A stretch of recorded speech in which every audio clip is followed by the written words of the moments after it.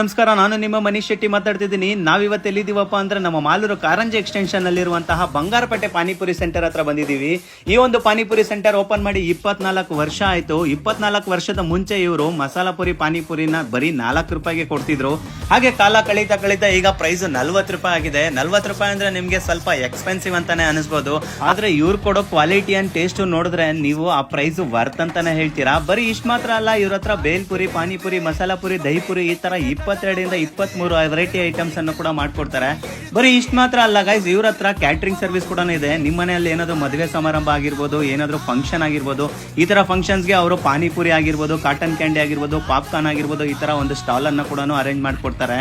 ಹಾಗೆ ಇವ್ರ ಕಾಂಟ್ಯಾಕ್ಟ್ ಮತ್ತೆ ಡೀಟೇಲ್ ಅನ್ನ ನಾನು ಡಿಸ್ಕ್ರಿಪ್ಷನ್ ಅಲ್ಲಿ ಕೊಟ್ಟಿರ್ತೀನಿ. ನೀವೇನಾದ್ರೂ ಮದುವೆ ಸಮಾರಂಭಗಳಿಗೆ ಏನಾದ್ರು ಫಂಕ್ಷನ್ಸ್ ಗೆ ಬೇಕಾದ್ರೆ ಅವ್ರನ್ನ ಕಾಂಟ್ಯಾಕ್ಟ್ ಮಾಡಿ ಡೀಟೇಲ್ಸ್ ಅನ್ನ ತಿಳ್ಕೊಳ್ಳಿ.